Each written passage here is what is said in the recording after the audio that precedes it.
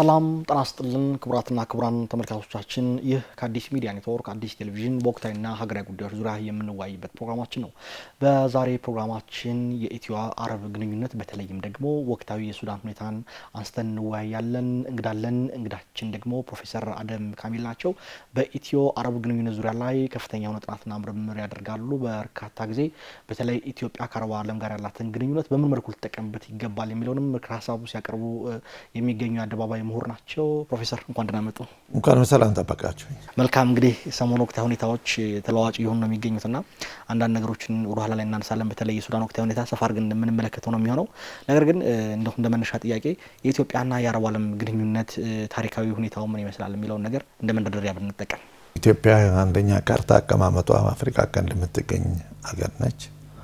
በታሪኳም በብልጽግናዋም በህዝብ ብዛቷም ትልቅ ረጅም ጊዜ ታሪክ ያላት ሀገር ነች። ከዚህ አንጻር ልዩ ቦታ አላት። በመካከለኛው ምስራቅ ብዙ ነገሮች የሚያገናኛት አለ ከመካከለኛው ምስራቅ ጋር። ዋናው ያለውን ግንኙነትና መልካም ግንኙነት ወደ ኢንቨስትመንት ወደ ቱሪዝም ቀይረን ለመጠቀም ችለናል አልቻልንም የሚለው ነው አጠያቂ ጉዳይ ያለው።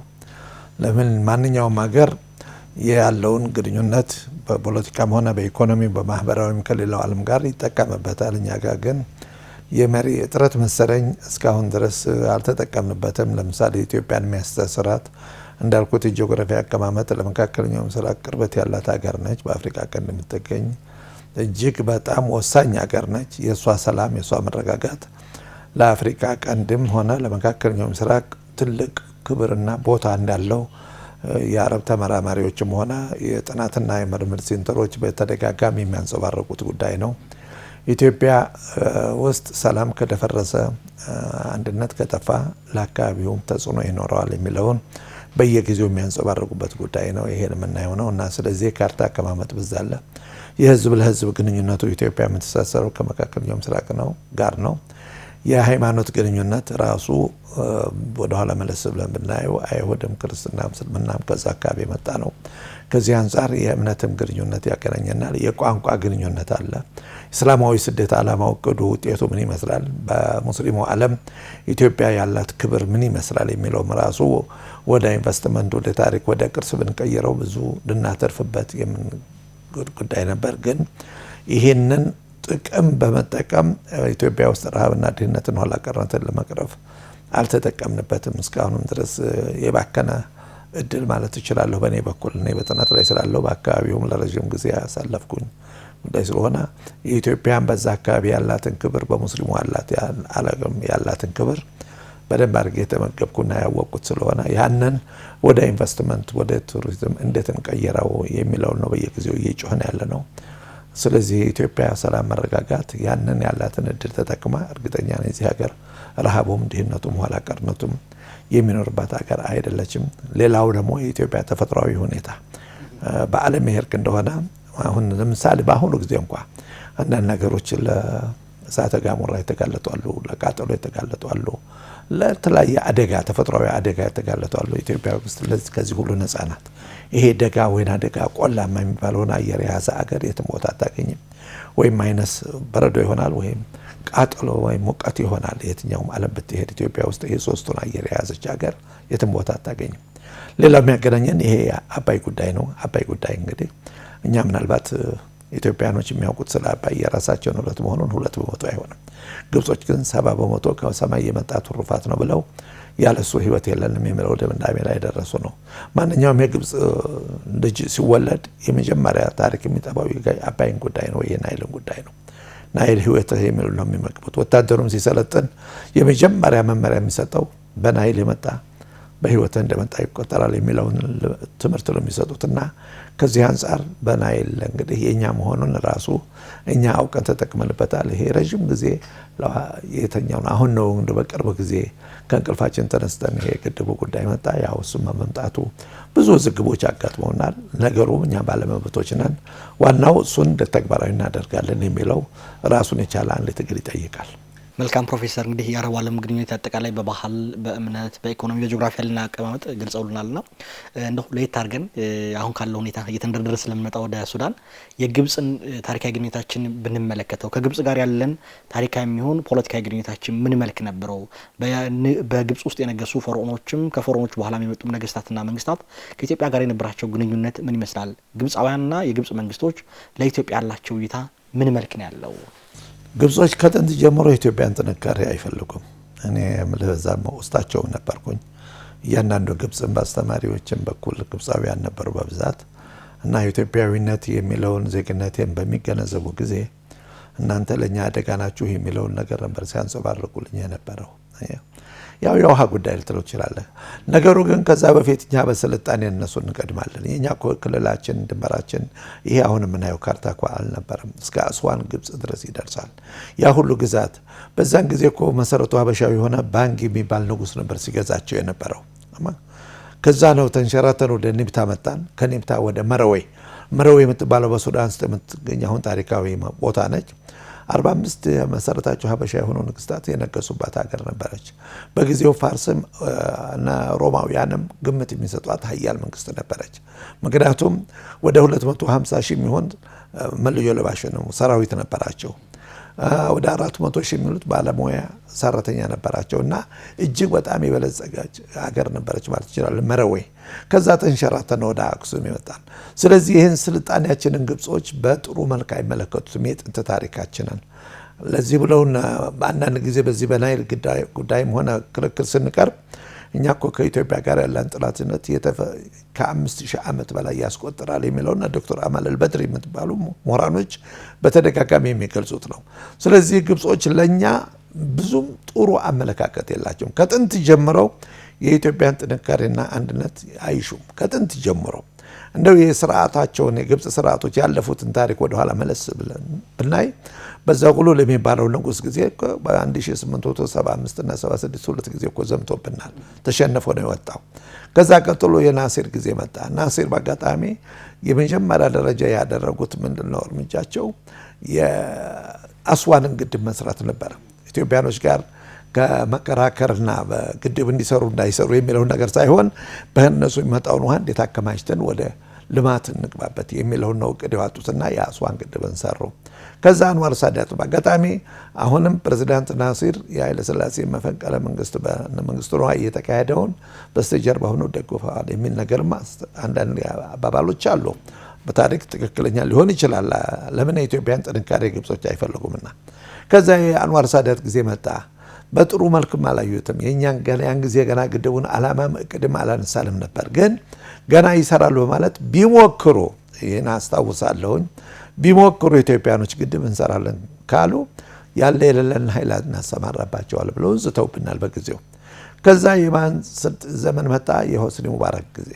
የሆስኒ ሙባረክ ዘመን ደግሞ ሁለት ጄኔራሎችን ወደ አልበሽር ሱዳንን ጊዜ እየገዙ ነበር። አልበሽር ላኩ። እነሱም ጄኔራል ዑመር ሱለይማን የሚባሉ ሌላው ጄኔራል አቡጋዛላ የኢታማጆር ሹሙን አልበሽር ጋር ልከው ምን አሉት? በዚህ በእናንተ ድንበርና በኢትዮጵያ ድንበር አንድ የጦር ካምፕ እንዲፈቀድልን፣ ምክንያቱም ኢትዮጵያኖች ግድቡን እንሰራለን ካሉ በቀጥታ ተነስተን እንድንመታ ቦታ ይሰጠን የሚል። ያን ጊዜ አልበሽር ከደቡብ ሱዳን ጋር ውዝግብ ነበሩ የነበሩት፣ ፈቃደኛ አልሆኑምና በዚህ መልኩ ሊሳካላቸው አልቻለም።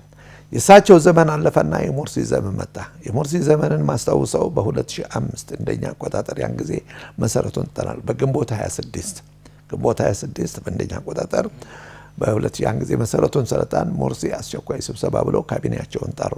የአየር ኃይል አዛዡ፣ የምድር ጦር አዛዡ፣ የባህር ኃይል አዛዡ፣ የሃይማኖት መሪዎች ካቢኔው በሙሉ የቀረ የለምና ከታን የሆነ እስር ቤት ያሉት እና በኢትዮጵያ ላይ 5 ሀሳብ ሰነዘሩ። ኢትዮጵያ ይሄን ነገር ተግባራዊ ያደርጋሉ ካለች እኛ ከኤርትራ ጋር አንድ ህብረት ፈጥረን በኢትዮጵያ ላይ እንዲዘምት ማድረግ፣ አስፈላጊው መሳሪያ መስጠት ለኤርትራ።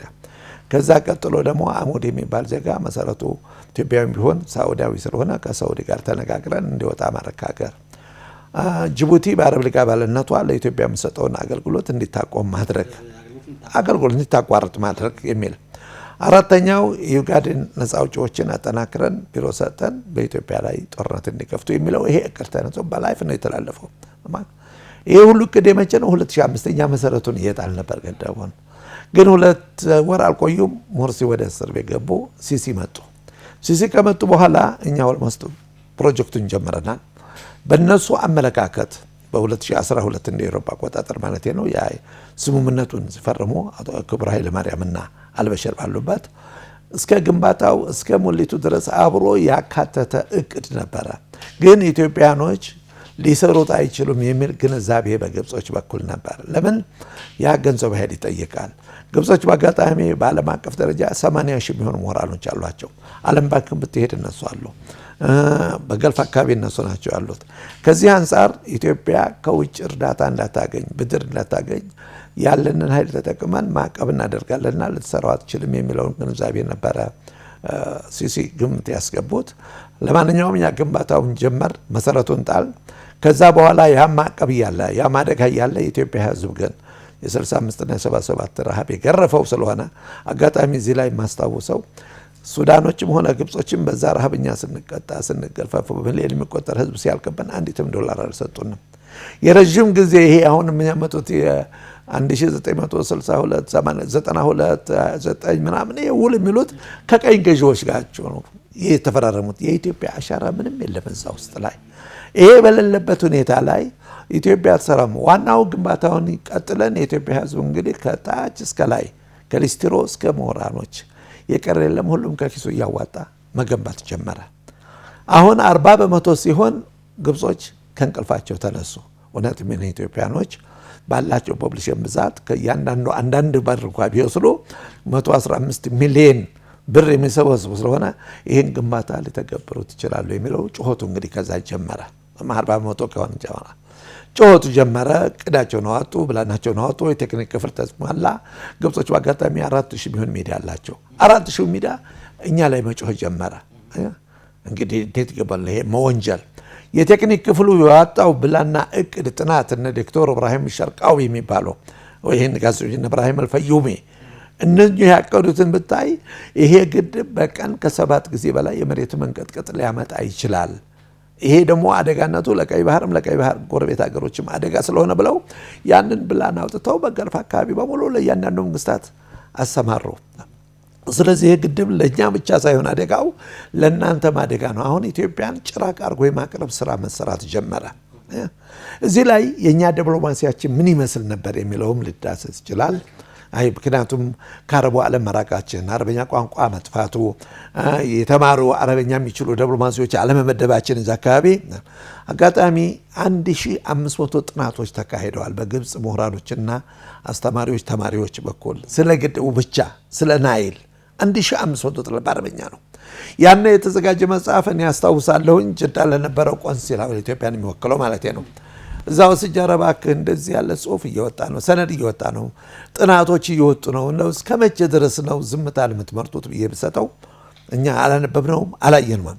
ምክንያቱም አመዳደቡ እዚህ ሀገር የነበረው ስህተት ከአጼዎቹ ጀምሮ ለአሁን ዲፕሎማሲ ማለት የትም ዓለም ብትወስድ ለአገር፣ ለህዝብ፣ ለመንግስት ታማኝነት የሶስቱን ነው መለኪያ የሚያደርገው። እኛ ጋር ግን በተቃራኒው ለድርጅት ታማኝነት ብቻ ነው የሚሰራው። በአጼዎቹ ዘመን የኢትዮጵያ የውጭ ፖሊሲ ቀጥታ ከምዕራቡ ዓለም ጋር ሆነ። በሶሻሊስት ዘመን ደግሞ ከሶሻሊስት ሀገሮች ጋር ሆነ። በኢህአዴግ ዘመን ደግሞ ለድርጅት ታማኝነት መለኪያ ያደረገ ያ የኢህአዴግ ተወካይ የነበረው በኤምባሲው ውስጥ እንግዲህ አለ ያሳይህ። አንድ ዲፕሎማሲ ማለት ማንበብ የማይችል ከሆነ መስማት የማይችል ከሆነ ሰርቲፊኬት ያለው ሰላይ እኮ ማለት ነው። እንዴት ብሎ ያንን አንብቦ ለማዕከላዊ መንግስት ሪፖርት ያደርጋል? ስለዚህ ያንን ሰጣቸው እንኳ ሊያውቁትና ሊረዱት አልቻሉም። ይሄ ሁሉ በእኛ ችግራችን ሲቦካ ሲጋገር በአረበኛ ተከታትሎ ለማዕከላዊ መንግስት ያቀረበ ሪፖርት ያደረገ አልነበረም። ስለዚህ ችግራችን ቀስ በቀስ ካንሰር እየጨመረ መጣ። አሁን ማንወጣ አሁን እኮ አብጦ የመጣ ችግር ነው። መፍትሄ እያጣንለት ሙከራ እያደረግን ያለ ነው። ከጥንት ጀምሮ ግን እርምጃ ቢወሰድ አረበኛ የሚችሉ ዲፕሎማሲዎች ቢመደቡ እዛ አካባቢ ላይ የሚጻፈው የሚነበበው የሚዘጋጀውን ሁሉ በእኛ ላይ ለማዕከላዊ መንግስት ፈንድ ያደርጋሉ ወይም መረጃ ይሰጣሉ። ያን ጊዜ የውጭ ፕላንህና ቅድህን ተዋታለህ። መቀራረብ መራራቅ የሚለው እዚህ ላይ እንግሊዞች እንደሚሉት አንድ ሀገር መቼም የዘላለም ወዳጅ የለውም የዘላለም ጥላትም የለውም፣ ጥቅም ነው ያለህ። እኛ ከጥቅም አንጻር ምንድነው ያወጣነው እቅድ የሚለው ነገር አልተሰራም እዚህ ሀገር። ስለዚህ አብጦ የመጣ ጉዳይ አሁን ነው በቅርብ ጊዜ የተነሳ ነው ማለት ይችላል። ከዚህ አንጻር እንግዲህ ግብጾች ለኛ አሁን በዚህ አይነት ቅስቀሳው ጀመረ እቅዳቸው ነው አቶ አጋጣሚ ግብጾች የጅብ ችኩል ቀንድ ይነክሳል ከሚሉት አንጻር ሳይሆን አይቀርም ትኩረት ያደረጉት ገልፍ አካባቢ ላይ ነው፣ እዚህ ገልፍ አገራቶች ላይ። ከዛ አልፈው ወደ አሜሪካ ሄዶ ገንዘብ ሚኒስቴር ጋር ያው ውጭ ጉዳይ ሚኒስቴር ጋር አልነበረም። ሁለተኛ ዙር ወደ ጸጥታው ምክር ቤቱ አሁን አፍሪካዊነታቸውን ክደዋል ግብጾች። በአጋጣሚ ወደ አፍሪካ ህብረት አልመጡም። ቀጥታ ሄደው ደግሞ ማንገቡ ጸጥታው ምክር ቤት። ጸጥታው ምክር ቤት የመጀመሪያው ዙር በፈረንሳይና በደቡብ አፍሪካ ተመቱ። አሁን ሁለተኛ ዙር ሊሄዱ ነው። ሁለተኛው ዙር ልክ የኳተሩ ስብሰባ የዶሃ ስብሰባ መጣ። አጋጣሚ ኳተርና ሳኡዲ ወይም መሬቶች ጋር ጠብ ላይ ስለነበሩ 6 ዓመት ውስጥ ተቆራርጠው ነበረ። ያንን የማስታረቅ ሁኔታ ተከሰተና የመጀመሪያው ስብሰባ የተደረገ ኳተር ውስጥ ዶሃ። ከዛ ዴሌጌሽን ተዘጋጀ ወደ ጸጥታው ምክር ቤት የሚያመራ። በእነሱ በኩል መቶ ተማምነው ነበር። ለምን አሜሪካም ፍላጎት ያላት ስለሆነ በተለይ ትራምፕ ከመሰናበቱ በፊት የዋጣው የሰነዘረው ሀሳብ ነበረ ኢትዮጵያ ግድቡ ይመታ የሚል አቋም ወስዷል። አሁን ያንን እንግዲህ መነሻ በማድረግ ግሪን ላይት ለማግኘት በኢትዮጵያ ላይ እርምጃ ለመውሰድ ማለት የሚሊተሪ እርምጃ ለዚህ ብሎ ከሱዳን ሚሊተሪ አካል ጋር 2 ጊዜ ነው ልምምድ የተደረገው የጦር ልምምድ።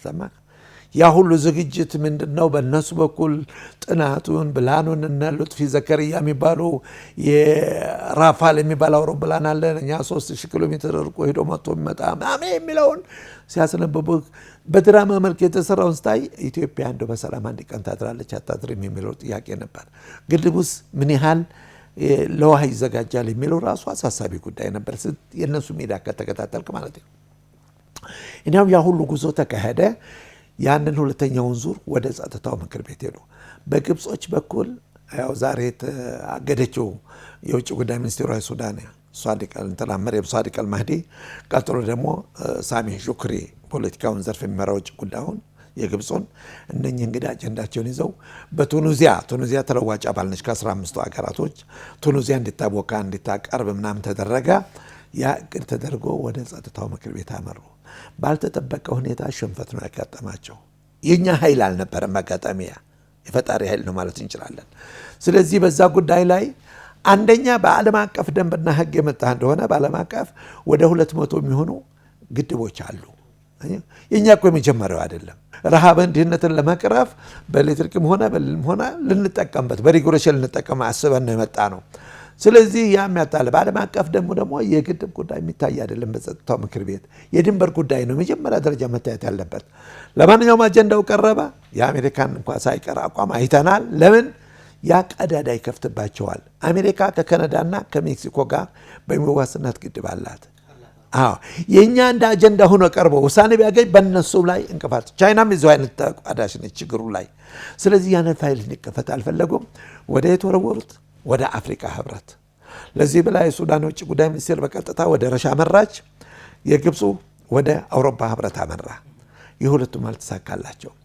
እኛ ሙሊቱን በተመለከተ 2 ጉዳይ መጣ። ቁጥር 1 በፈጣሪ ኃይል ነው የተሞላው። በእኛ ኃይል አልነበረም።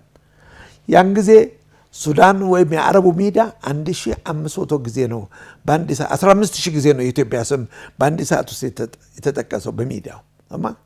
ሙሊቱ ግድቡ ሞላ በቃ 15000 ጊዜ በአንድ ሰዓት ውስጥ ብቻ። ኢትዮጵያ የሚለው ስያሜ ከአፍጋኒስታን ከኢራቅ የበለጠ ነበር ቦታ ትኩረት ያገኘ ሂሳቡ ማለት እንችላለን።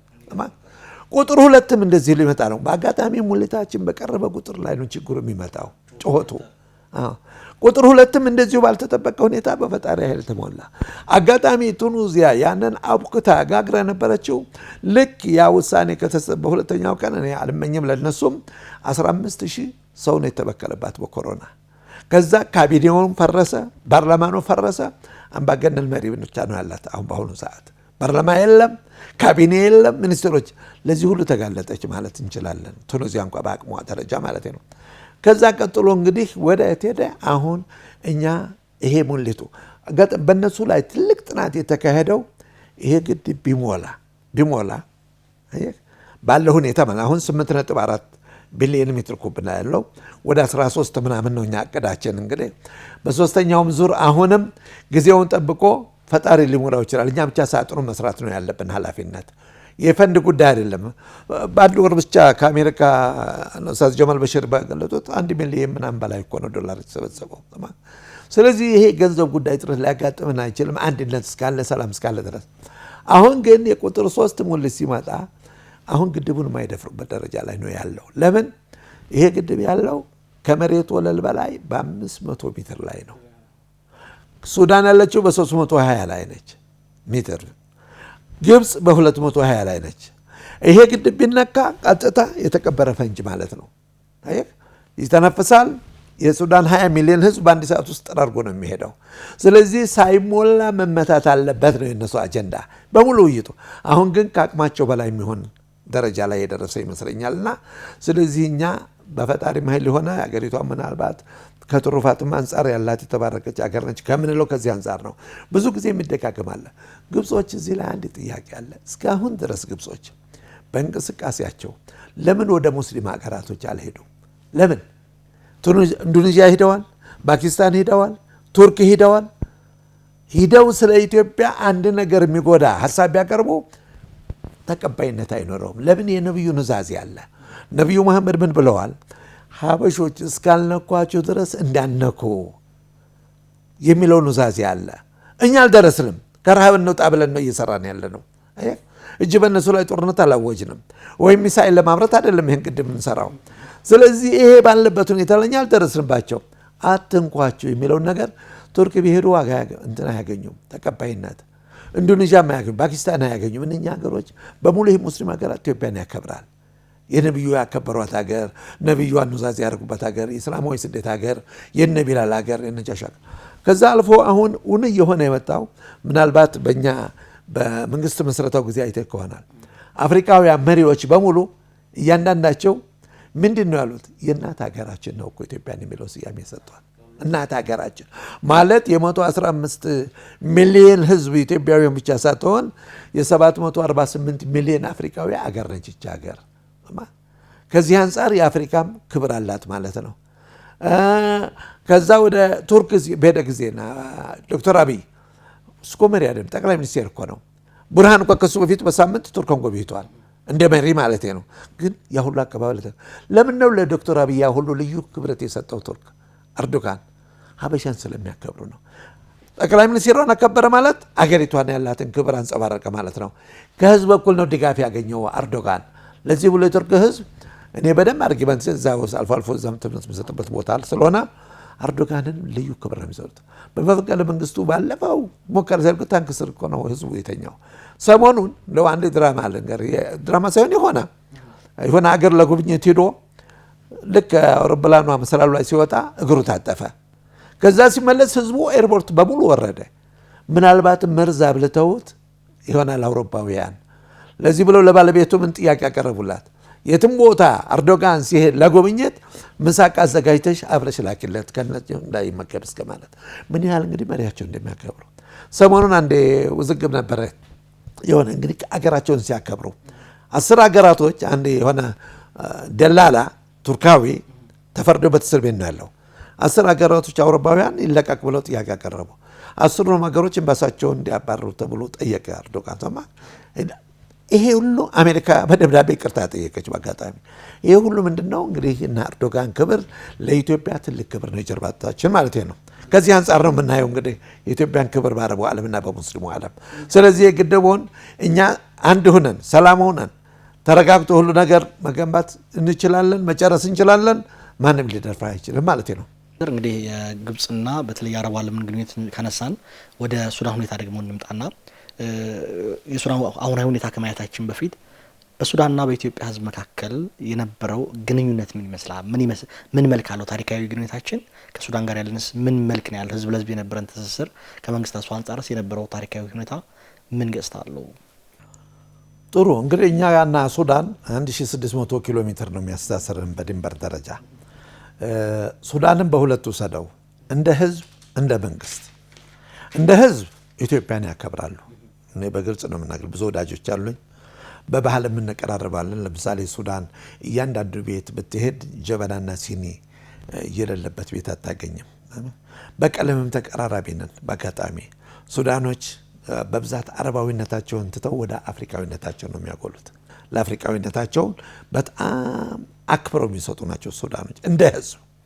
ሌላው ደግሞ በምሁራኖቻቸውም ደረጃ የተወሰኑት እንኳን ምናልባት ጥሩ አመለካከት ባይኖራቸው ብዙሃኑ ግን ኢትዮጵያ በጠቅላይ ሚኒስቴሩ አማካይነት በዛች ቀውጢ ሰዓት ላይ በተለይ ማህሙድ ድሬር ተመድቦ አንድ ወር እዛ ተቀምጦ ያንን ሰላም ባያመጡልን በሽምግልና ኑሮ እስካሁን እኛ ሲሪያ ወይም የመን ሆነን ነበር ብለምሉን። ይሄን ነው በዚህ ጊዜው የሚያንጸባርቁት።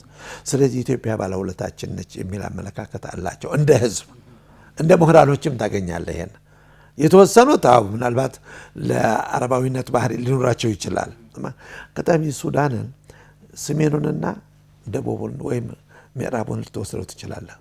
ሱዳን ማለት ውስጧ አፕል ታውቃለህ፣ ቱፋህ ከላይ ስታየው ቆንጆ ነው፣ ቀይ ነው። ውስጡ ግን አንድ የሆነ ጀርም ገብቶ እንትን ካለው እየበሰበሰ ብዙ ጊዜ አይወስድም ከአገልግሎት ሲሆን ከዛ በኋላ መብላይ ተረሻል፣ ይበላሻል። ሱዳን ውስጧ ጥሩ ሁኔታ አይደለም ያላቸው። ክፍፍሉ በጣም እኛ እንደምንገምተው አይደለም። ሰፊ ክፍፍል ያለበት ሀገር ነው ማለት እንችላለን። ወደ ምስራቅ ውስጥ ሄደ ራሱን የቻለ ክፍፍል አለ። ደግሞ ያ ሱዳን የገቢ ምንጯ ነው ዋናው። ይሄ ፖርት ሱዳን ወደቡ እሱ ነው። ነዳጅ የሚሰራቸው ከዛ፣ ንግድ የሚገባው ከዛ ነው። ኢንቨስተሮችም ያሉት እዛ ናቸው። ግን ተጠቃሚ ያልሆንም። ስለዚህ ኩርፊያ አለ። ይሄ ከሰላ ጀምሮ እስከዛ ድረስ ኩርፊያ አለ በፌዴራል መንግስቱ ላይ ማለት ነው። የዳርፉር ጉዳይ ታውቃለህ ምን ያህል ችግር እንዳለ። አሁንም ያለው ጥሩ ጤናማ ሁኔታ አይደለም ያለው። ማለት የተደቀነ ፈንጅ ማለት እንችላለን። ሊፈነዳ ይችላል አንድ ቀን። ወደ ኩርዱፋን የመጣ እንደሆነ እንደዚህ ሆነ። ከደቡብ ጋር በነበራቸው ችግር ደቡብ ተገላገለች ማለት ከሰሜኑ ጋር ሆና አጋጣሚ ነዳጁን እንኳን ስትወስደው ከደቡብ ይፈልቃል። እቅድና ብላናቸው በና አልበሽር ጊዜ የተሰራው ከደቡብ ወይም ከዛ አካባቢ ይመረታል ነዳጁ። የሚጣራው ምስራቁ ላይ ነው። ቧንቧ የተዘረጋው ወደዛ ነው። ይሄ አንዱ ትልቅ ስህተት የሰሩት ነው ማለት ይችላል ሱዳኖች። ከዚህ አንጻር ከኢትዮጵያ ጋር ያላቸው ግንኙነት በባህልም በወግም እኔ እንደው ከምሳሌ ያህል ነው የምሰጥህ። ብዙ ዘፋኞች የሱዳንና ዜማውን እኮ ራሱ የሱዳንን ስትወስደው ከኛ ጋር ተቀራራቢ ነው። ለዚህ ብሎ መሐመድ ወርዲ፣ አህመድ አልሙስጠፋ፣ ሰይድ ኸሊፋ የሚባሉ ዘፋኞች በብዛት ኢትዮጵያ ወሱዳን ኢኽዋን እየቀላቀሉ ነበር። አማርኛና አረበኛን እያቀላቀሉ ዘፈናቸውን እኮ የሚያዘጋጁት። አህመድ አልሙስጠፋ የሚባሉ በጣም ፌመስ የሆነ ነፍሱን ይማረው ሁሉ ሞተዋል። እሱ አንድ ዘፈን አለችው ሸቀይቱ ማለት ተቸገርኩ ተሰቃየሁ የሚል ትርጉም ነው። ዜማውን የወሰደው ግን ከኛ ሸግዬ ከሚለው ከጥንቱ ዘፋኝ ከዚህ ኮላዊ ስሙን ተሰወረኝ ከሱ ነው የወሰደው። እንዳለ ዜማውን አግኝቸው ነበረ። እናንተ ይሄ ከኛ እኮ ሰርቀህ ነው ያመጣው። ዜማውንም ቃላቱን አማርኛውን ወደ አረበኛ ነው የቀየረው። አሰፋ ባተ ማለት ነው። ሸግዬ አሰፋ ባተ ነው ነቃቅቶ አሳበላሻለሁ የሚለው እንግዲህ እዚህም አባይ ላይ ሊመጣ ነው ሰማ እና ስለዚህ ምናልባት እኔ ከፖለቲከኞቹ ልክ ዘፋኞች ስለ ኢትዮጵያ ጥሩ ገጽታ ሰርተዋል ማለት ይችላል። ከጥንት ቢሆን በሱዳን ካልበሽር በኋላ የኢትዮጵያ ሚና ከፍተኛ እንደነበር ነው የሚገለጸውና እርሶም ወደ ኋላ ቀደም ብሎ አንስተውታልና ምን መልክ ነበረው? ኢትዮጵያ የሱዳን ተረጋግታ እንድትቀጥል ሀገረ መንግስቷ እንዲቀጥል ድጋፍ አድርጋለችና ከአልበሽር በኋላ ሱዳን የተረጋጋች እንድትሆን በሲቪሉና በወታደራዊ ኃይል መካከል ስምምነት እንዲፈጠር የሽግግር ህገ መንግስት እንዲዘጋጅ በማድረግ ረገድ ሚና ነበራትና የኢትዮጵያ ድርሻ ምን ይመስል ነበር? ምን ገጽታ አለው? ኢትዮጵያ ድርሻ ከፍተኛ ነው። እዛ ላይ ሁሉም መሰክሩት ናቸው። አረብ ሊግ ይሄንን ጉዳይ እንኳን ዙሮ አንስቶትም ተወያይቶበትም አያውቅም። ሱዳንም እንደ አረብ ሊግና አባልነቷ ይሄን አጀንዳ ገብተው እንኳን ሊያውት አልቻሉም። ኢትዮጵያ ናት መስዋዕትነት የከፈለችው። ኢትዮጵያ መስዋዕትነት ስትከፍል እዚህ ጉዳይ ላይ ሁለት ነገሮችን ይዛ ነው። የሱዳን ሰላምም ይጠቅማታል፣ ውዝግቡም ይጎዳታል። ይሄ ከዚህ አንጻር ነው እኛ የምናየው። በኢትዮጵያ በፖሊሲ ደረጃ በጸጥታ ደረጃ የሱዳን መረጋጋት ኦልሞስት ሱዳኖች ብዙ ደካማ ጎን አላቸው በእኛ ላይ። እኛ እንደምንሰጣቸው ጥሩ ነገር እነሱ አልከፈሉልኝም። ለምሳሌ ወደ ኋላ መለስ ብትል በነ ኒመሪ ዘመን ጀነራል ዑመር ጠይብ ይባል ነበር ምክትሉ።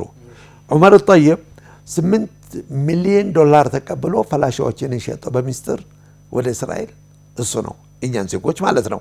የኛ ሐሳብም ምክርም ጥያቄ አልቀረበልንም። በብላክ ማርኬት ነው የሸጣቸው። ይሄም አንዱን ነው ስላለን። ሁለተኛ በቀይ ሽብር ጊዜ በኔ ወጣቶች የኮበለሉ ወደ ጅቡቲ ወደ ሶማሌ ሲሄዱ ሱዳን ውስጥ በሺ የሚቆጠር ጽህፈት ቤት ተከፍቶ ነበር። እነሱን ከዛ ያስኮበለሉ ይወስዳሉ። ትራቨል ዶኩሜንት መጓጓዣ ሰነድ እየወሰዱ አጋጣሚ ያ ጊዜ ደግሞ ቀዝቃዛው ጦርነት ጊዜ ነበር። ምዕራባውያንን በደንብ ይቀበሏቸዋል። ከኛ የተሰደዱትን ወደ ገልፍ ወደ ምዕራቡ ሀገር ዶላር እያስከፈሉ የሸጧቸው ሱዳኖች ናቸው። በዛ ሲነግዱብን የከረሙት። ሶስተኛ በሆስኒ ሙባረክ ግድያ ለምን አዲስ አበባ ውስጥ ተፈጠረ? ለምን ሱዳን ውስጥ አልተከሰተም? ለምን ሌላ ሀገር አልተመረጠም? የአፍሪካ ህብረትን እኛ ያለን በሀገራችን ላይ ክብራችንን ያንን ጥላሸት ለመቀባት ተብሎ የሆስኒ ሙባረክ ግድያ ሙከራ ተደረገ አዲስ አበባ ላይ። በማን? በሱዳን ዜጎች አማካይነት ነው ያ ሁሉ ሙከራ የተደረገው። ይሄም አንዱ ከሱዳን ጥሩ መልክ አልነበረን የምንለው በስርዓቱ ደረጃ ይሄን ነው። አራተኛ እኛ በድንበሩ ያለው ድርድር የ25 ዓመት አስቆጥሯል። እስካሁን ድረስ አልተፈራረምንም። ለምን እነ ቡርሃን ያንን ሰራዊት ይዘው ፈሸጋ ላይ መተው ወረሩን። 1700 ገበሬ እኮ ነው የኮበለለብኝ የተባረረብኝ። ያመረተውን እንኳን ምርቱን ሊበላ እኮ ሊሰበስብ አልቻለም። ለምን በዛን ጊዜ ጦር ተመታ ሲባል ጠቅላላ ኢትዮጵያ መከላከያዋ ወደማ የሚለው እንድምናሜ ነበር የወሰዱት በነሱ በኩል። አዎ ሰሜን ዕዝ ጥቅም ማለት አሁን ጥቅምት 24 ላይ የተካሄደው ከፍተኛ ግፍ እኮ ነው ያን ጊዜ የተከሰተው። ያንን ደካማ ጎን ማለት የሚያመውን እጁን ያዘ ባላላረ ከዚህ አንፃር ተነስተው ገና የኔ ሁለተኛው እዝ ተመታ ሲባል ምክንያቱም 80% ኃይል ያለው እዛ ላይ ነበረ። እሱ ተመታ ሲባል ኢትዮጵያ ከተመላት ተብሎ ነበር በመከላከያ ደረጃ። መከላከል ማትችልም መዝመትም ማትችልም ብለው ያለ የሌለውን ኃይል ይዞ ፈሸጋ ላይ ድንበር ላይ መጣ።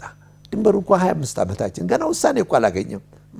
ስለዚህ በእነሱ በኩል በተደጋጋሚ በሚሊተሪው በኩል ማለት ነው፣ በህዝብ በኩል አይደለም። በሚሊተሪው በኩል ኢትዮጵያን ለማዳከም ኢትዮጵያን ለማጥቃት የሚደረገው ሙከራ ብዙ ነገር መያዝ እንችላለን። ሌላው ታሪካችንን ዝርፊያ ይሄ እስላማዊ እኛ ምልክ መቼም ነጃሺ ሀገር የቢላል ሀገር የሚባለው ክብር በሙስሊም ሀገር አለን። ታሪክን ሁሉ ዘርፈው ወስደውታል። ፕሮፌሰር አብደላ ጠይብ ሌሎቹም ውሰድ የኛ ነው ብለው እስከ ማለት ነው። ከኛ በኋላ እኮ በ36 ዓመት ነው ጥሪውን እንኳን የተቀበሉት። በሌለበት ታሪክ የኛ ነው ብለው ታሪካችን ሁሉ ወስደዋል። በአፍሪካ ደረጃኛ የነጃሺ ሀገር ሰዎች የቢላል ሀገር ሰዎች ያሉ ነግደውብኛል። ስለዚህ የኔ ዲፕሎማሲ ደካማ ጎን የጠንካራ እስልምና ጉባኤ ለምን እዚህ ላይ ነው ትልቁ ስህተት ያለው እዚህ ሀገር። እስላማዊ ጉባኤ አሁን እውቅና ሰጥቶታል እንደ መንግስትም እንደ ፕሮቶኮል አለው፣ ግን ስታፍ ደረጃ ከዜሮ በታች ነው። ስለዚህ ያንን ማጠናከር አልቻለም። ይሄም አንዱ ደካማ ጎናችን ነው ማለት እንችላለን። ይህንን ዘርፍ ሊይዝ ይችል ነበር ጠንካራ እስልምና ጉባኤ ቢኖር ከሙስሊሙ ዓለም ጋር ያለኝን ክብር በኮንፈረንስ በመገናኘት ለሀገሪቷን ህዝብን መንግስትን ወክሎ ብዙ ነገር መስራት የሚችልበት ደረጃ ነበር። ያንን ሊሰራም አልቻለም። ሺ በአሁኑ ቆይቷል እንዳለ። ስለዚህ አሁንም የሱዳን ጉዳይ አሁን ባለው በሚሊተሪው ደረጃ ኦልሞስት ለጊዜው ችግር ተከስቷል። እዛ ላይ ይሄ ችግር ምን ይመስላል? እንዴት ነው ያለው የዓለም አቀፍ አቋም? ዛሬስ በምን አይነት ዛሬ እኛ አሁን እዚህ ስንዋይ በሚሊዮን የሚቆጠር ሱዳናዊ ሰላማዊ ሰልፍ ወጥቷል። ይሄ ሰልፍ መውጣ የህዝቡ አለመቀበል ወዴት ነው የሚሄደው? ለእኛስ ምን ተጽዕኖ ይኖረዋል? እሱ ነው ትልቁ ነጥብ። እሱ ላይ ነው ትልቁ ነጥብ። መልካም። ከኢትዮጵያ አንጻር ምንድን ነው የሚፈጥረው ተጽዕኖ? የሱዳን አሁናዊ ሁኔታ ምን መልክ አለው የሚለው እሱ እንዲያሱልን። እንዳልኩ ሁለት ችግር አለው። አንድ ጥቅም የምናገኝበት ጉዳይ ሊኖር ይችላል። ሁለት ጉዳት የሚያመጣብኝ ነገር ይችላል። የሱዳን ጥቅሙ በምን መልኩ ነው ያለው? አንድነቱ መጣቱ እዛ አካባቢ መደፈሩ በግድቡ ላይ የሚታሰበው ከግብጾች ጋር አብረው በእኔ ላይ ሊዘምቱ የሚያቅዱት የሚያልሙት ነገር ይዳከማል የሚል ነገር አለ። አንድ ይሄ ነው እንግዲህ ከጥቅም አንጻር እኔ ተረጋግቼ ግድቤን መስራት እችላለሁ። ሰላም መረጋጋት ካለ እዚህ ያለችን ወቅታዊ ሁኔታ መፍትሄ ካደረግኩ ነው እንግዲህ እሷ ምን እንመጣባታለን በኋላ። ስለዚህ እዛ ላይ ይሄ ጥቅም ይኖራል። ጉዳቱ ደግሞ የሚመጣው ከምን አንጻር ነው? እዚያ ሀገር ሰላም ጠፋ ስንል ከሞላ ጎደል እንዳልኩ 1600 ኪሎ ሜትር ድንበር አለ የሚያስተሳስረኝ። ያ ሰላም ጠፋ ማለት ሱዳን ውስጥ አሁን አፍጋኒስታን ከሞላ ጎደል ሰላም አግኝታለች ጣሊባን ከገባ በኋላ። አልቃይዳ ወይም አይሲኤስ እዛ ውስጥ አለ። በኢራቅም ውስጥ አልጠፋም። ጭላንጭላቸው አለ። ሊቢያም ውስጥ ጥሩ ሁኔታ አይደለም ያለው። ስለዚህ እዛ ክፍት ሲንታይ እነኛ ጽንፈኞች በቀጥታ ወደ ሱዳን ይኮበልሉና ከዛ ውስጥ ያለው ሰላምና መረጋጋት ይጠፋል። በሚከሰተው እሳት ወይም ቃጠሎ እኛም ለአደጋ እንጋለጣለን የሚለው ስጋት አለ። ስለዚህ የሱዳን መረጋጋት ሰላም ለእኛ የሚጠቅመን ሁኔታ ብዙ ነገር አለ፣ ከጉዳቱ የበለጠ ማለት ነው። የሱዳን ሰላም ማግኘት መረጋጋት ለእኛ ትልቅ ጥቅም ነው የሚሰጠን ማለት ነው። ለምን እኛ ጥንካሬ እስከሌለን ድረስ አንድነት እስከሌለን ድረስ ክፍተት ያመጣል። ክፍተት ሲያመጣ አንደኛ ምልህ በህገ ወጥ የሚወጣው የሚገባው ያ ድንበር ላይ መቆጣጠር ካልቻን የሚገባ ሊኖር ይችላል። ጽንፈኞችም ሊገባ በተለይ አሁን በአረቡ ዓለም በተለይ በገልፍ አካባቢ ዘመቻ ተጀምሯል። ሳኡዲ ዜጎችን እየመለሱብኝ ነው ያለው። ለምሳሌ ለ10 ዓመት 20 ዓመት የቆዩትን በሙሉ ኢትዮጵያኖች ይህም አንዱ ተጽዕኖ ያስከተለብኝ ነው። ከሲሲ አንዱ ተጽዕኖ በኢትዮጵያ ላይ ሊከሰት የታሰበው ምናልባት እኛ እንደው በእንትን ደረጃ ድክመታለን። ብዙ ጊዜ ተናግረናል። ሰሚ አይቶ መፍትሄ ከፈለገለት እሰየ ነው። ሰኔ እኔ ጋር ምርጫው መቼ ነበር? ሰኔ 14 እኮ ሰኔ 2 ላይ የግብፅ ፕሬዝዳንት ሲሲ ማንን ይጠራል? የሳዑዲን አልጋወራሽ መሐመድ ቢን ሰልማንን ጠራ። የት? ሸርምን ሼክ የሚባል መናፈሻ ከተማው እዛ ጠርቶ ኢትዮጵያ እንደዚህ ይሄን ግድብ በተመለከተ ጉዳት እያመጣችብን ስለሆነ ኢትዮጵያን እስኪ በአቅምህ ደረጃ የምትጎዳበትን ስልት ቀይሳለሁ። ምን ላርጋለሁ? አንተ ጋር ያሉትን አገሮች እኔ በ27 ዓመት ነው እዛ ክልል የኖርኩት። አንድ ቀንም አንድ ኢትዮጵያዊ በጽንፈኝነት በአሸባሪነት የተፈረጀ አንድም ኢትዮጵያ ዜጋ አታገኝም። አልቃይዳ የሚባል አይሲስ የሚባል ሌላ በምንም አይነት ይባል ኢትዮጵያኖች ምናልባት ህገወጥ ነገር ሰሩ ቢባል ሳዑዲ ውስጥ የመጠጥ ንግድ ነግደው ይላል። ማን ነው ግን ተጠቃሚው? ማን ነው ለዛ በሩን የከፈተላቸው? ያው ሳዑዲ ዜጋ ነው። ሁለተኛው ደግሞ የብልግና ነገር ተከሰተ ይሉታል። ማን ነው ያባለጋቸው? ወታደሩ አይደለም እንደ ከድንበር ወደ ድንበር በመኪናው ጭኖ የሚያጓጉዛቸው ብር እየከፈለ። ስለዚህ ኢትዮጵያኖች ተቸግረው እዛ ሀገር ገብተዋል። አዎ ያን ችግራቸውን ግን ደካማ ጎናቸውን በመጠቀም ለከፍተኛ አደጋ ተፈጥሮባቸዋል ማለት ይችላለሁ። ለማንኛውም ሲሲ የጠየቀው ኢትዮጵያኖች ናውታ። ከዛ ተመልሶ ጄኔራል ሞቅቤል አልአምሪ የሚባል የልዩ ብርጌድ አዛዥ ኢትዮጵያኖችን ባሉት በከተማም በገጠርም ቶሎ አድነህ በአስቸኳይ ያወጣለሁ። ይሄ ምንድነው? በአገሪቷ ውስጥ የኢኮኖሚ የስርዓትነት እንዲስፋፋና መንግስት ውጥረት ላይ እንዲወድቅ ታስቦ የተሰራ ስራ ነው። ይሄ ሰኔ 2 ላይ ተወሰደ እርምጃ ነው። ሰኔ 12 ላይ ሲሲ የደህንነት አማካሪያቸውን አባስ ካሚል ጄኔራል አባስ ካሚልን አስቸኳይ ደብዳቤ ይዘው ወደ ሱዳን ፕሬዚዳንት ቡርሃን እንዲመጡ ተደረገ። አርብ ቀን ነው አስታውሳለሁ። አርብ ቀን ጠዋት እዚህ መጡ። ሱዳን መጥተው በእንግዲህ አሁን ኢትዮጵያኖች ሰኞ ማለት ሰኔ 14 ምርጫ ላይ ያካሄዱ ስለሆነ ካሁኑ ውዝግብ መፍጠር አለብን ኢትዮጵያ ውስጥ እና አንድ እርምጃ እንወሰድ የሚለውን ጥያቄ ያቀረቡት ማለት እንዝመት ነው በግድቡ ላይ። ቡርሃን ግን በጊዜው አልተቀበሉትም። ኢትዮጵያ ከሞላ ጎደል አሁን በሚሊሻም ደረጃ በመከላከያም ደረጃ በቂ ኃይል ያላት ስለሆነ አንድ ተኩስ በከፈት ምሬን 1 ሚሊዮን ሚሊሻ ልታዝምትብኝ ትችላለች፣ ለጊዜው አልፈልግም ብሎ መልስ ሰጠው። ያ እርምጃ እንዲጓተት ተደረገ። ከሰዓት በኋላ አርብ ሰኔ 12 የግብፅ አየር መንገድ ወደ ኢትዮጵያ እንዳይበር እገዳ ተጣለበት። ማንኛውም ዜጋ ወደ ኢትዮጵያ እንዳይሄድ ወደ አዲስ አበባ ተባለ። ሰኔ 14 ማለት ሰኞ ቀን አዲስ አበባ ትቀጣጠላለች ነበር የተባለው። ምርጫው ተካሄደ በሰላማዊ መንገድ። በዓለም ያልታየ ምርጫ ተካሄደ። ከጧቱ 11 ሰዓት እስከ ምሽቱ 7 ሰዓት። አንዴ ሙዝግብ አሜሪካ እንኳ ባይደንና ትራምፕ እንደተረካከቡ ታውቃለህ ታሪኩን። ይህ በአፍሪካ አንድ ነፍስ ሳይጠፋ የተደረገ ምርጫ የለም በየትኛውም ዓለም በለጸጉ እንኳ ሀገሮችም ባሉት። እኛ ጋር ግን በሰላማዊ መንገድ ምርጫው ተካሄደ። ያ ለግብጾች ትልቅ አደጋ ነበር ማለት ይችላለሁ። የተማሩበት ነው ማለት ይችላል። የኢትዮጵያ ሕዝብ ከሞላ ጎደል አንድ ነገር ሲመጣ አንድ ይሆናሉ ተባለ። ይሄ ሁሉ ሙከራ ተካሂዶብናል እና ያ ሁሉ ከሽፎ አሁን ደግሞ በጊዜው የመጣው የሚሊተሪውና የሲቪሉ አለመዋቀር አለመገንባባት ሱዳን ውስጥ ወደየት ይሄዳል? ይሄ ትልቅ ወቅታዊ አጀንዳ ነው። እኛ በትምህርት ደረጃ በግንዛቤ ደረጃ መከታተል ያለብን ማየት ያለብን መገንዘብ ያለብን እንደ ፖለቲካም እንደ ምሁራኖች እንደ ሚዲያም ትልቅ ፎከስ መስጠት ያለብን እዛ ጉዳይ ላይ ነው። አጋጣሚ አልቡርሃን እርምጃውን ወሰደ። ሲወስደው መፈንቅለ መንግስት በሱዳን ብቻ አይደለም ትክዘም በእንትና ቻድ ፕሬዚዳንቱ ኢድሪስ ዴቢ ተገለዋል። ጊኒ ቢሳው መፈንቅለ መንግስት ተካሂዷል። ሌላም ቦታ ተካሂዷል። ይሄ ሁሉ ጩኸት አላገኘም። ለምን ሱዳን ላይ ይሄ ሁሉ ጩኸት መጣ? የአሜሪካ እርምጃ ለምን በአሁኑ ጊዜ? አጋጣሚ ሱዳን 17 ሚሊዮን ወጣቶች አሏት። ወጣቱ ብቻ እድሜ ያለው ማለት ወጣት እድሜ ያለው።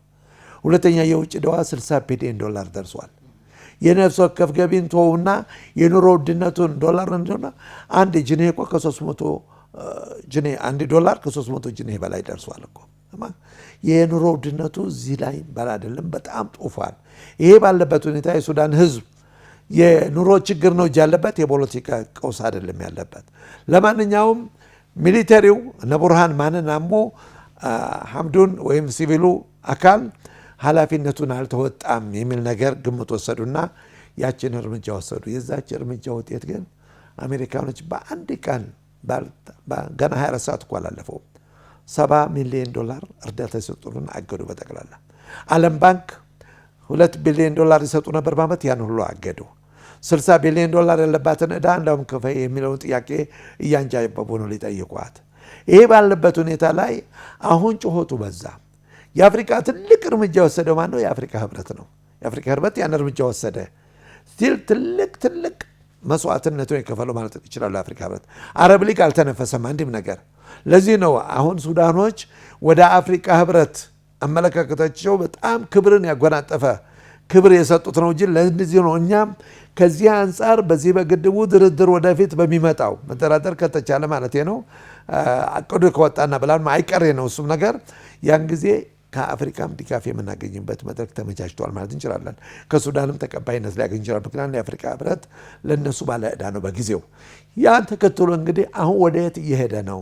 የሱዳን ህዝብ በምንም አይነት በሚሊተሪ አገዛዝ ለረጅም ጊዜ ሰልችቶታል። እንዲቀጥልም አይፈልግም።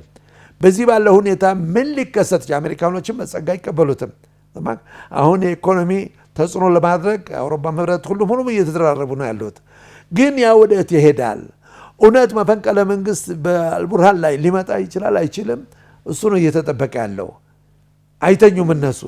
ነገ መፍትሄ ካጣ በሰላማዊ መንገድ እነኚህን የታሰሩትን ፖለቲከኞች ወይም ሲቪሎች ፈቶ በድርድር እንደገና ችግሩን ለመፍታት የማይጠር ከሆነ ቡርሃን በሱ ላይ መፈንቅለ መንግስት ሊመጣም ይችላል። ያ የሚመጣው ደግሞ መፈንቅለ መንግስት የህዝቡን ጥያቄ አብሮ አዝሎ የሚመጣ የሚቀበል ነው እንጂ ዛሬ 1 ሚሊዮን ህዝብ ነው የወጣው ከሱዳን ከ54 ከተሞች ውስጥ። ይሄም በሰላማዊ መንገድ አንድ ጥይት ብትተኮስ ባለፈው ለምሳሌ 12 ሰዎች ገለውባቸዋል። ይሄም ቢያደርግ ደግሞ ተጨማሪ ሌላ ወንጀላ ሊመጣበት ነው አልቡርሃን። እሱም አሁን እንግዲህ ያንጃበበ ያለው እንደገና ሐምዱን በሽምግልና ባክህ በሰላም እንፍጠር አንተ የተወሰነ ካቢኔ ከነበሩትም የሚለው ነገር ግን 12 አምባሳደሮች በዓለም አባረዋል። እስካሁን ድረስ 6ቱ በምንም አይነት አንቀበልም ብለው አቋማቸውን ወስደዋል። ከሱዳን ህዝብ ጋር እስከ መጨረሻ ቡርሃንን እንታገላለን እስከ ማለት ወስነዋል። ይሄ የዓለም ፖለቲካም ሁኔታ ያለው ማለት ነው። ይሄ ባለበት ሁኔታ ላይ ምናልባት አሜሪካኖች አሁን ሙከራ የሚያደርጉት ሳዑዲና ኢሚሬቶችን አጋጣሚ አልቡርሃን የሳዑዲን አምባሳደር ብቻ ነው ተቀብሎ ያነጋገረው፣ ማንንም አላነጋገረም። የግብፅንም አላነጋገረም በአጋጣሚ። ስለዚህ እነሱን ተጽዕኖ አድርገው ምናልባት ቡርሃን እንዲላላና አቋምን እንዲቀይር ሙከራ እየተደረገ ነው ያለው። ይሄ የእነሱ አጀንዳ ነው። እኛም በተመለከተ ግን እኛ ቤታችን ውስጥ ምን መስራት አለብን? ምን ዝግጅት ያስፈልገናል? ያለውን ደካማ ጎን ጠንካራ ጎን እንዴት ልንከታተል እንችላለን? ይሄ በዲፕሎማሲም በምሁራኑም በመንግስትም በህዝብም ደረጃ ሊታሰብበት የሚገባ ጉዳይ ነው። እንደ ኢትዮጵያዊ መሰራት አለበት። ተጽዕኖአቸው ቀላል አይደለም። እሱ በደፈረሰ ቁጥር ለኛ የሚያስከትለው መዘዝ ሊኖር ይችላል። ስለዚህ ያንንም ለመከላከል ስንል ግን ዋናው ከዛ በፊት ይችን ሀገራችን ውስጥ ያለውን የሀገሪቷን ችግር ጊዜ ሳንሰጥ በአስቸኳይ መፍትሄ ካላደረግ ክፍተቱ እየሰፋ ይመጣል። መልካም እንደው ወደ ሀገራዊ ጉዳዮች ስለተመለሱም አንድ ነጥብ አብሬ ልመልከት። እንግዲህ የህወሓት የሽብር ቡድን ጥቃት ከፈጸመ በኋላ በመንግስት አሸባሪ ተብሏል።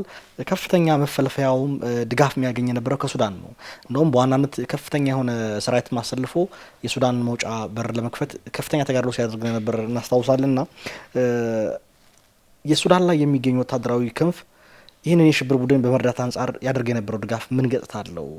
ሁለቱ ድርጅቶች የቆየም ታሪካዊ ግንኙነት ያላቸው ይመስላልና ምናልባት አሁን ያለው ሁኔታ ከኢትዮጵያ አንጻር ምን ፋይዳዎች ይኖሩታል የሚሉንም ጨምሮ የሚመለከቱት አብረው አሁን እዛ ላይ እንግዲህ ሱዳን እንዳልኩ በሚሊቴሪው ደረጃ ያወሰድክ እንደሆነ በሀገራቸው ውስጥ ይሄ ማሰልጠኛ ካምፕ ምክንያቱም ኢትዮጵያን በኢትዮጵያ መጣት አጋጣሚ አንድ ካርታ ይወጣል። ይሄ ግብጾች በስተጀርባም አሉበት። ኢትዮጵያን በእንትኑ ሞከሩት። 2-3 ስቴፕ አልፈናል። ምርጫውን አለፍን። የመጀመሪያ ደረጃ ግድቡ ሙሌቱ ተካሄደ 2 ጊዜ። 3ኛ የመንግስት ምደባ ተካሄደ። ይሄ ሁሉ በሰላማዊ መንገድ ያለፈ ነው። አሁን 4ኛ ሙከራ እየተደረገ ነው በግብጾች በኩል። ኦልሞስት የግብጽ የሱዳን ሚሊተሪ እጁ ሊኖርበት ይችላል። የኢትዮጵያ መዳከም ሁሉም የሚፈልጉ ስለሆነ ምንድነው አዲስ ካርታ አውጥተዋል። አዲሱ ካርታ ምንድነው የሚለው ኢትዮጵያን የመበታተን ሁኔታ መበታተን ማለት አንድ ሀገር ላይ ያለችው ሁኔታ አንዲት ኢትዮጵያ 8 ኢትዮጵያ መፍጠር ያስፈልጋል የሚል እቅድ አለ። ይሄ እንግዲህ እነ ዶክተር አልፋቂ እስክንድር የጥናትና ምርምር ማዕከል እነ ኢብራሂም ሸርቃዊ የሚባል እና ሉጥፊ ዘከሪያ የሚባሉ ምሁራን ጋዜጠኞች አብረው አቅደው አለመው ያዋጡት ብላን ነው። ኢትዮጵያን ለምሳሌ ጋምቤላን ወደ ደቡብ ሱዳን መውሰድ ይሏል።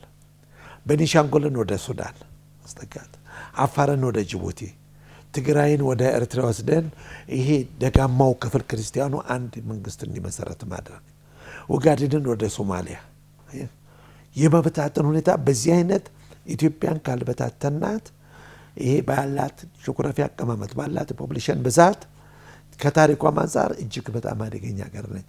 ሰላም ካገኘች ኢትዮጵያ አንድነቷ ካለ አትቻልም፣ አሸናፊ ሆና ሁሉ ጊዜ ትወጣለች የሚለው ፍርሃት ጭንቀት በእነሱ ውስጥ አለ። ይሄን ማን ነው አፈጻጸሙ ላይ የሚኖረው? የሱዳን ሚሊተሪ ሊኖርበት ይችላል። ለዚህ ነው በዛ አካባቢ ይሄ ድንበራችን እንዳልኩት ሰፊ ስለሆነ እየኮበለሉ እየሄዱ ኦልሞስት ስደተኞችን መቀበል ማስተናገድ ሊሉ ይችላል። ስደተኞችን መቀበልና ማስተናገድ አልነበረም። እዛ ወስደው አሰልጥኖ አስታጥቀው የመመለስ ሁኔታ ነው እቅድ የተሰራው። በተግባር የታየ ነው ደግሞ ይሄ ካሁን በፊት ምናልባት የተያዙትን መኮንኖች ወይም ያየ እንደሆነ ወታደሮች መታወቂያ ሁሉ ሳይቀር ከሱዳን የተሰዳ የሚያለው ስደተኞች ነው። ግን እነሱ ሰልጥነው የመጡ ነበሩ። አሁንም እኛ ተጠናክረን ይሄንን ችግር በሰላማዊ መንገድ የሚሆን በርቅም ይሆን በማሸነፍ የሚሆን በአስቸኳይ አንድ መፍትሄ ካላደረግን አደጋው እየሰፋ ሊመጣ ይችላል። አሁን እኛ ሰሜን ወሎን አጣን ቀደም ብለን፣ ከዛ እንትኑ ወደ ደቡብ ወሎ ተዛምዷል። አሁን እንትኑ ደቡብ ወሎም ከሄደች ደግሞ ሌላው ምንድነው የሚጠበቀው የሚለው ነገር ሊመጣ ይችላል። ስለዚህ የኢትዮጵያ ሕዝብ ገንዘቡን አዋጧል፣ ልጆቹን አዋጧል፣ ደሞዙን አዋጧል፣ ደሙን ሰጥቷል። ከብሔር ብሔር ሁሉን ምናልባት አንዱ ጠንካራ ጎን በዚህ ጉዳይ ያገኘው ኢትዮጵያዊነትን ያ የተረሳ የጠፋ ኢትዮጵያዊነት በእያንዳንዱ ልብ የመነጨበት ሁኔታ ነው ያለው። ይሄም ጠንካራ ውጤት ነው ማለት እንችላለን። ያንን ግን ኢንቨስት ማድረግ እንፈልጋለን ማለት ይሄን ኢትዮጵያዊ ህዝብ የቀረ የለም። ይሄ ደግሞ ከአቅሙ በላይ አሁን ሌላ ሁለቱ ጥያቄ የሚመጣው ይሄ የተሰደደ በሚሊዮን ቆጠር ህዝብ ከሰሜን ወሎም የፈለሰው ከጎንደርም ከአፋርም ወደፊት ሰላም ተፈጥሮ ቢመለስ ምንድነው ያለው ማቋቋሚያ ምን ይጠብቃል የሚለው ካሁን መጣናት አለበት። ምናልባት ትላንት የአቃቢ ህግ የሰጠው መግለጫ ነበረ የደረሱትን ያቺ እኮ ገና ዳመና ናት፣ ዝናቡ እኮ ገና አልመጣም። ሰሜን ወሎ በሚረጋጋበትና እንትን ሲሉ ጥናቱ ሲካሄድ ከዚህ የበለጠ ዘግናኝ አጀንዳ ነው የምታገኘው፣ ከዚህ የበለጠ።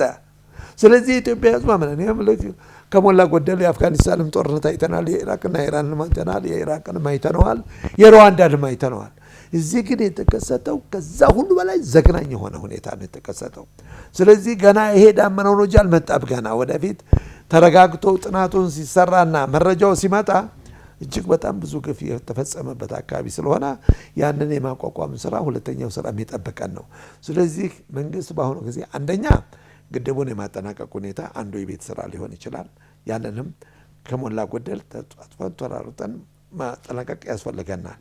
ሁለት የዚህ በዛ የተከሰተውን ጉዳይ የመከላከል በሽምግልናም ይሁን በሰላምም ይሁን እነሱም እኮ ተጠቃሚ አይሆንም። እውነቱን ነው የምነግርህ። እኔ ትግራይ ክልል ነው የኖርኩበት ነው። እዛ መቀሌ ዩኒቨርሲቲ ነጃሽን ታሪክ ሰራ ነበር። በአጋጣሚ 27 ዓመት የበዛ ታሪክ እና ያ ህዝብ እኮ አውቀዋለሁኝ ምን ያህል ችግረኛ እንደሆነ። ከመቀሌ እኮ 20 ኪሎ ሜትር ከወጣ ኮብልስቶን እንኳ አታገኝም።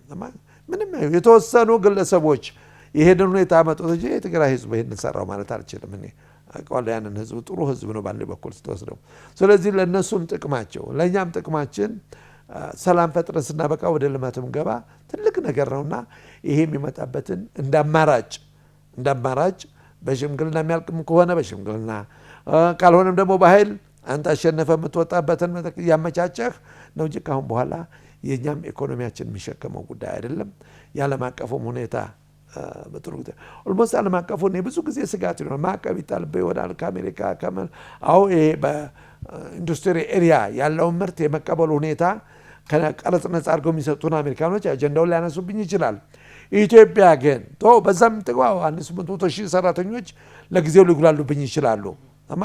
አደጋ ለወጣቱና አቀፈልኝና ኢንዱስትሪ ፕሮጀክቶች እንደ ኤሪያዎች የምንላቸው የአዋሳውም ሆነ የሌላውም ሆነ ብዙ ስራ አጥነትን ይዞልኛል። ብዙ ገቢዎች ይገኛሉ ከዛ በዶላር ደረጃ። ግን ያም ቢሆን ኢትዮጵያ በትክክለኛ ሁኔታ የዘመነ ግብርና ከተጠቀምን የዘመነ ግብርና እንኳን 115 ሚሊዮን አይደለም 270 ሚሊዮን ህዝብ መገባ የምታደር ሀገር ነች። እኔ ባሌና አርሲን በዘመናዊ መልኩ ስንዴን ማምረት ከቻልኩ የኢትዮጵያና አፍሪካ ቀንድን ህዝብ በሙሉ የሚመግብ እኮ ምርት ነው የሚያገኘው። ስለዚህ የቤት ስራ እንድንሰራ ሰላም ያስፈልገናል፣ ኢንቨስተሮች ያስፈልገናል፣ ቱሪስቶች ያስፈልጉናል። የኢትዮጵያ አየር ቀላል አየር አይደለም። ቱርክ በአጋጣሚ በቱሪስት ነው ይሄንን ሁሉ ኢኮኖሚዋን የገነባቸው የአረብ ቱሪስቶች መውሰድ። እኛም ይሄ 1 ሰዓት ከ45 ደቂቃ በረራ ይሄን አየር እኮ በቀን $1 ሚሊዮን የሚሸጠው እኮ ነው በቱሪስት ዘርፍ። አልተጠቀምንበትም የኢትዮጵያን አየር እና ስለዚህ የቤት ስራ እኛ ብዙ ስራ አለ። ወደ ልማት ገብተን የምንሰራው ብዙ ነገር አለ። መቼ ሰላሙ መረጋጋቱ አንድነቱ ሲኖር ነው። ግን አጋጣሚ ምናልባት የተፈጥሯዊ ሁኔታ ፈጣሪ የባረካት ሀገር ነች። ምልክት አንፃር ኢትዮጵያን እያንዳንዱ ክልል ወሰድክ እንደሆነ ራሱ የሚለይበት ምርት አለ። በከብት እርባታው አፋርን ልትወስድ ትችላለህ፣ ወይም ቦረናን ልትወስድ ትችላለህ። በአትክልትና ፍራፍሬ ደቡብና ኦሮሚያ ልትወስድ ትችላለህ። እና እያንዳንዱ ክልል የራሱ የሆነ ተሰጥቶ አለው። በማዕድን ወደ ቤኒሻንጉል ሄድክ እንደሆነ አንቱ የተባለ ማዕድን ክልል ነው ማለት እንችላለን። እያንዳንዱ ክልል የራሱ የሆነ የሚለይበት አለ። ይህ ሁሉ አጣምረን ግን ኢትዮጵያን ከወደቀችበት ማንሳት እንችላለን። ይሄ ከሳውዲ ይምጣ ከየት ይምጣ ካሁን በኋላ ደግሞ የትኛውም አረብ ሀገር የሚያስተናግድ ዜጋህን የለም። መካከለኛው ምስራቅ ለምግብና ለውሃ ውጥረት እየተጋለጠ ነው ያለው። ትልቁ ችግራቸው እዛ ላይ ነው ያለው። አሁን መካከለኛው ምስራቅ ሀገሮች የገልፍ ሀገሮች የውሃና ፖፑሌሽኑ በጨመረ ቁጥር የውሃና የምግብ ዋስትና ችግር እያጋጠማቸው ነው። ኢትዮጵያ እንደማራጭ ተይዛ ነበረ ቀደም ሲል። መቼ ሰላም አጋጣሚ ብዙ ጊዜ ግብጾች የሚናደዱትና አቋም የሚወስዱት ግድቡን በመጠቀም ብቻ ይመስላል። ግብጽ እኮ $30 ቢሊዮን ነው ኢንቨስት የሚያደርጉት። ሰዑዶች 7,000 ኩባንያዎች አሉ። የግብጾች ስጋት ምንድነው? ያ የግድቡ ከተሰራ ኢትዮጵያ ውስጥ እነኛ ኢንቨስተሮች ከሳውዲም ይሁን የመሬቶችም ኮብልለው ወደ ኢትዮጵያ ይገባሉ የሚል ስጋት አለ። ስለዚህ እኛ መስራት ከቻል ወደፊት 1 ሊትር ውሃ $1 መሸጥ እንችላለን። አጋጣሚ የግብጽ ሚሊተሪዎች የሱዳን ሚሊተሪዎች በሙሉ ነጋዴዎች ናቸው። እነልቡርሃን የወሰድክ እንደሆነ ከነኒ መሪ ጀምሮ 250 ኩባንያዎች አሉ። የሚሊተሪው ለህዝቡ የሚወዘረው 12% ብቻ ነው። ለዚህ ነው ለረሃብ ለችግር የሚጋለጡ። ሚሊተሪው ሀብታም ነው፣ የገቢ ምንጭ አለው፣ ነጋዴዎች ናቸው እነሱ። የግብጽም እንደዚህ ወሰዳቸው። ስለዚህ የነጋዴዎቹ ጋር ጠብ ነው እንጂ የምንፈጥረው ከህዝቡ ጋር አይደለም ማለት ነው። እኛ ዋናው መስራት ከቻል ሰላሙ መረጋጋቱ ከቻል ይሄ ለጊዜው የተከሰተውን ጦርነት በምንም አይነት በጨርሰን በሰላማዊ መንገድ ቢሆን ይመረጣል፣ በርቅም ቢሆን ይመረጣል። እነሱም ተጠቃሚ እኛም ተጠቃሚ እንደሆኑ የተወሰኑት አኩርፍ ይሆናል እንጂ ሁሉም የትግራይ ህዝብ አኮረፈ ማለት አልችልም። ስለዚህ ለሁሉም ጥቅሙ አሸናፊም ተሸናፊም የማይኖርበት ደረጃ ከደረስ ሁላችንም ይሄ ሰላም ታጣን። ዛሬ የመን ላይ የተከሰተው 20 ሚሊዮን ህዝብ በጣም የሚያሳዝን ሰሞኑን ካየሁት መረጃ የመን ውስጥ ህፃናቶች ትምህርት ቤት ከሚሄዱ መቃብር እንዲቆፍሩ ተደርገው 2 ሪያል እየተከፈላቸው፣ ለምን ትምህርት ቤት የለም የሚበሉበት የለም፣ 2 ሪያል ይከፈላቸዋል። የሟቹ ብዛት እየጨመረ ስለመጣ ያን መቃብር የሚቆፍር ስለጠፋ መቃብር እንዲቆፍሩ ተሰማርቶ ታገኛቸዋል። ህፃናቶች ገና የ8 ዓመት የ9 ዓመት ህፃናት ወደ ትምህርት ቤት ሳይሆን ትምህርት ቤት ፈራርሷል፣ ክሊኒኮች ፈራርሰዋል። ሁሲዎች ሲጀምሩ ሰዑዶች በአጋጣሚ በጣም የሚያሳዝንህ በዚህ እርምጃ በየመን ላይ በተወሰደው እርምጃ አንድ ሊባኖሳዊ ጋዜጠኛ አለ። አሁን የማስታወቂያ ሚኒስቴር ሆኗል። ቀደም ሲል በሚዲያ እየቀረበ ጆርጅ ማን የሚሉት ነው። እና የየመን ጦርነት ይቆም የመን እኮ ሲጀምሩ ሰዑዶች 8 ዓመት ውስጥ መፍትሄ እናመጣለን። ሁሲዎች የሚባሉት እንኳን ከ1 ሚሊዮን በላይ ይሆን ብዛታቸው 100,000 ሰራዊት ነበር ያላቸው። እንዳውም የእኛን ህገወጥ ስደተኞችን በኬላ እየሰበሩ የሚሄዱትን በቀን 200 ሪያል እየከፈሉ መሳሪያ እየተሸከሙ እንዲያዟዙሩ አድርገዋቸው ነበር የቀን ሰራተኞች። ያ ሁሉ አልፈው እንኳን 8 ጋር አሁን 6 ዓመቱን አስቆጥሯል። ከዛ በላይ የቀን ወጪ ሳዑዲ ከ100 ሚሊዮን ዶላር በላይ እየደረሰ ነው። ከሰረ ኢኮኖሚው መፍትሄም አላገኘ። እነኛ ሁሲዎች ዛሬ አብራሪ አልባ አውሮፕላን በማግኘት የሳዑዲን የነዳጅ ምንጮችና ከተሞች እያርበደበዱ ነው ያሉት። ስለዚህ በቀላሉ የሚታይ አይደለም። ጦርነት መጥፎ ነገር ነው። በጠቅላላ ከጀመረ ስትገባበት ቀላል ይመስላል። ከገባበት ግን መቅሰፍት ነው። ለመውጫ በሮች ይጠባሉ። ስለዚህ እኛም ይሄ ጦርነት የሚያመጣበት መዘዝ ከፍተኛ በኢኮኖሚም በሰላሙም አደጋ ስለሆነ ይሄ ታስቦ ወደ መፍትሄ ቢገባ እኔ ያለኝ በአንድ በኩል በቂ ሚሊተሪ ሊኖር ይችላል፣ ሚሊሻም ሊኖረኝ ይችላል፣ ልዩ ኃይልም ሊኖር ይችላል። ምንድን ነው ችግሩ? መሳሪያ እንደሆነ ብዙ ጥረት ይላል። ብዙሃንነት ችግር የለም። የት ላይ ነው ያለው ችግሩ የሚለው በደንብ ተጠንቶ የሀገር ጉዳይ ነው፣ የህዝብ ጉዳይ ነው። አንድ መፍትሄ ቢያደርጉበት ደስ ይለኛል። በአጭር ጊዜ በረዘመ ቁጥር አደጋው ከባድ ነው። እንግዲህ የሱዳን ጉዳይ መነሻችን ዋናው ጭብጥ ስለሆነ ፕሮፌሰር እንግዲህ ካሉት ውድ ጊዜ ሰውተው አብሮን ስለቆዩ በተመልካች ስም ከልብ ነው አመሰግናለሁ። እኔም አመሰግናለሁ። ክቡራትና ክቡራን ተመልካቾቻችን ወቅታዊ ፕሮግራማችንን የተከታተላችሁት ይመስል ነበር። በተለይም በዛሬ ፕሮግራማችን የሱዳን አሁናዊ ሁኔታን፣ የኢትዮጵያ ውስጣዊ ችግሮችና መፍትሄዎቻቸውን ጭምር ያመለከተ ውይይት ነበር ያደረግነው። ፕሮግራማችን በመራት አብራችሁ የቆየሁት አላዛር መኮንን ከካሜራ ባለሙያዎቹ ጋር በጋራ በመሆን ነው። በሌላ ጊዜ በሌላ ርዕሰ ጉዳይ ወደ እናንተ እንመጣለን። እስከዚያው ጊዜ ድረስ ግን ለሁላችሁም ሰላም እመኛለሁ። መልካም ጊዜ ይሁንላችሁ።